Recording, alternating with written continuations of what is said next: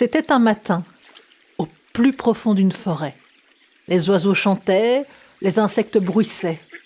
Au milieu de cette forêt, il y a une mare. Une mare couverte de nénuphars. Le soleil venait de se lever. Il y avait un peu de brume dans l'herbe, et le ciel allait devenir bleu azur. C'était en plein été. En dessous d'une souche, deux crapauds tout verts, couverts de boutons et pustuleux à souhait, se réveillent, s'étirent et bâillent. Ils sautent sur leurs pattes, plongent dans la mare, nagent un peu, mangent quelques insectes. Ils sortent de la mare. « Dis, crapaud, t'en as pas marre, toi, de passer tout ton temps ici ? Tu ne veux pas découvrir le monde, vivre des aventures ? » ?»« Partir ? Mais pourquoi faire ? Je suis bien ici, moi. On a tout ce qu'il faut pour manger, dormir. Et puis le monde, c'est dangereux. Non, je ne veux pas partir. » »« Mais crapaud, s'il te plaît, on va faire un petit tour pour voir à quoi ça ressemble dehors.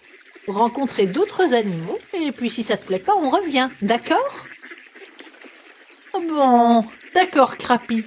Mais c'est bien parce que c'est toi, hein. Et surtout, on est prudent. » Et voilà Crapi et Crapou partis sur les routes. Ils sautent, arrivent dans un champ. Un animal se dresse devant eux. Grand, poilu, avec des oreilles en triangle, des moustaches et un museau pointu. Une fourrure rousse et blanche. Un renard. Et il se lèche les babines. « Oh, bien le bonjour, messire Crapaud. Comme vous me semblez beau. Et si votre beauté ressemble à votre goût, il me tarde de vous manger. » »« Oh, maître renard, merci, grand merci, mais vous savez, avant de nous manger, il faut chanter une petite chanson. » »« Une chanson ? Mais pourquoi faire ? J'ai faim, moi. » »« Mais c'est pour qu'on soit bien tendre, maître renard, et encore meilleur. Et puis, ça ne prend pas plus de 2 minutes. » »« Très bien. Montrez-moi ça, que je puisse ensuite vous manger. » Les crapauds prennent une grande respiration et se mettent à chanter. « Moi, je mets les pattes dans l'eau et je saute comme les crapauds. Moi, je mets les pattes dans l'eau et je saute de bas en haut. Les pattes en l'air, les pattes dans l'eau, comme les crapauds. Je trouve ça très rigolo. Les pattes en l'air, les pattes dans l'eau, comme les crapauds. Je trouve ça très rigolo. » Le renard amusé les regarde et puis se met à chanter et à danser. « Moi, je mets les pattes dans l'eau et je saute comme les crapauds. Moi, je mets les pattes dans l'eau et je saute de bas en haut. Les pattes en l'air, les pattes dans l'eau, comme les crapauds. Je trouve ça très rigolo. Les pattes en l'air, les pattes dans l'eau, comme les crapauds. Je trouve ça très rigolo. » Et ils chantent, ils dansent, ils virevoltent, c'est très amusant. Et pendant ce temps, Crapi et Crapaud ont couru loin, très loin même. « Comme il était bête ce renard, dis donc. T'as vu comment on a réussi à l'avoir, Crapaud ? » ?»« Oui, enfin on doit faire attention, hein. On n'aura peut-être pas autant de chance la prochaine fois. » Crapi et Crapaud traversent le champ, toujours en rigolant. Devant eux, de l'eau, de la boue et des plantes bien plus grandes que d'eux. Ils se trouvent dans des marécages. Quelque chose glisse par terre, silencieusement, se redresse, des écailles vertes et brunes, une tête triangulaire, 2 petits yeux, une langue fourchue. Et oui, Dame Serpent observe les deux animaux. Mais que voilà deux petits crapauds bien appétissants. Je m'en vais de ce pas m'en faire un magnifique petit déjeuner. Dame Serpent, d'accord, mais avant ça, il y a tout un rituel à faire, hein. Sinon, on sera très très mauvais. C'est un rituel? Mais qu'est-ce que cette chose? Je n'ai pas besoin de ça pour vous manger. Mais si, sinon on sera très mauvais et on va vous empoisonner. C'est une chanson pour enlever notre poison. Bon, après vous êtes un serpent, alors vous n'avez pas de pattes, donc il va falloir la modifier un petit peu. Les crapauds réfléchissent quelques instants, prennent une grande respiration et se mettent à chanter. Moi, je mets la langue dans l'eau et je saute comme les crapauds. Moi, je mets la langue dans l'eau et je saute de bas en haut. La langue en l'air, la langue dans l'eau, comme les crapauds, je trouve ça très rigolo. La langue en l'air, la langue dans l'eau, comme les crapauds, je trouve ça très rigolo. Et Dame Serpent, après les avoir regardés bizarrement, se met à chanter elle aussi.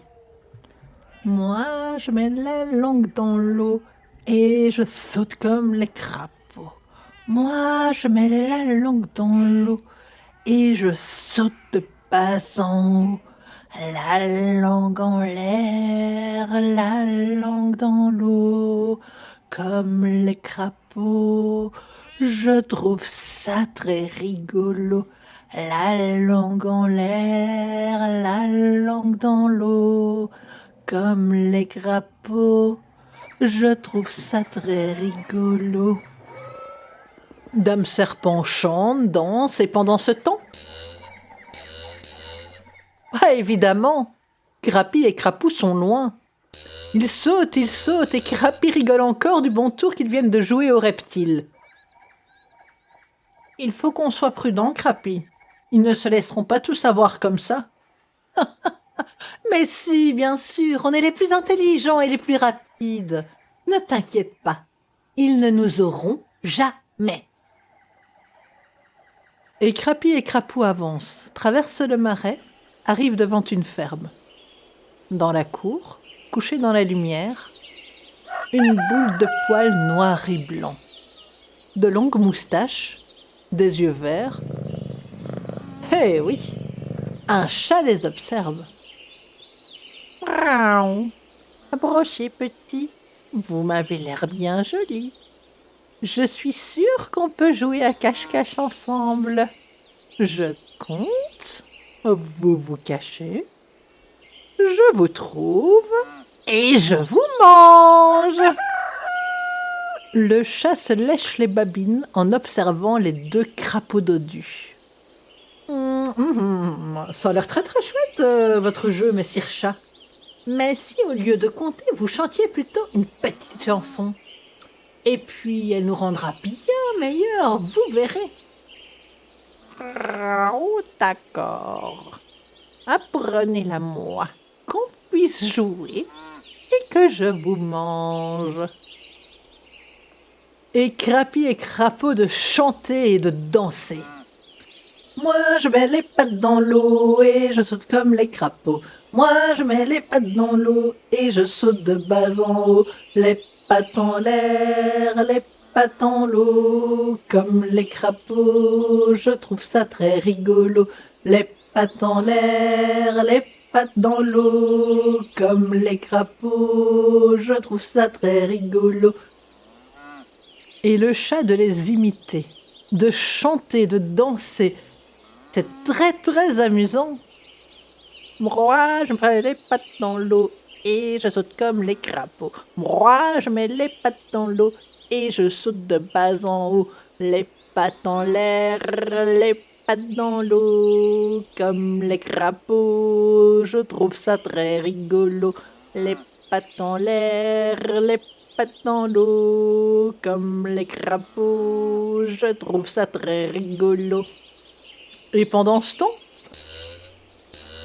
évidemment, Grappy et Crapou sont déjà bien loin.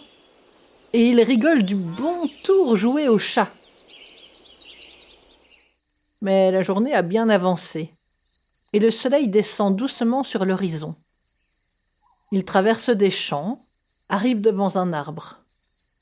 Perché sur une branche, plume blanche, bec acéré et yeux dorés, et oui, une chouette observe les deux crapauds. « Oh, oh, mais voilà mon repas de ce soir! Deux adorables crapauds dodus. Je ne vais faire qu'une bouchée de vous. Oh, oh! » Ah ben non, dame chouette, ne faites pas ça. Avant de nous manger, notre dernière volonté, c'est que vous nous chantiez notre chanson. Ça prendra pas longtemps, hein. Et après, vous pourrez nous manger. Oh, oh, d'accord. Apprenez-moi votre chanson et qu'on en finisse. J'ai faim, moi. Oh, oh. Très bien, dame chouette. Mais pour vous, on va la modifier un peu.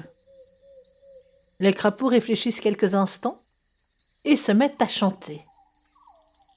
Moi, je mets les ailes dans l'eau et je saute comme les crapauds. Moi, je mets les ailes dans l'eau et je saute de bas en haut. Les ailes en l'air, les ailes dans l'eau, comme les crapauds. Je trouve ça très rigolo. Les ailes dans l'air, les ailes dans l'eau, comme les crapauds. Je trouve ça très rigolo. Et la chouette de les imiter, de danser, de chanter, c'est amusant. Et Grappy et Crapou, ils sont déjà loin. Ils sautent, ils rigolent, mais ils ont oublié quelque chose d'important. Derrière eux, dans la nuit silencieuse, la chouette s'est envolée, à la recherche de son repas échappé. Le bruissement des ailes puissantes, elle les voit dans l'herbe, les deux crapauds. Ils l'entendent, se retournent, la voient. Vite, vite, ils sautent, ils sautent. La chouette se laisse tomber sur eux, ses pattes griffues en avant. Elle va les attraper. Quand tout à coup, devant les crapauds, leur mare. Ils sautent dedans. Juste à temps. Les griffes de la chouette se referment sur le vide. Derrière les arbres, le soleil est couché. Les crapauds ont passé la journée à faire le tour de leur domaine. Fatigués, ils mangent quelques moustiques, se couchent entre les nénuphars et s'endorment.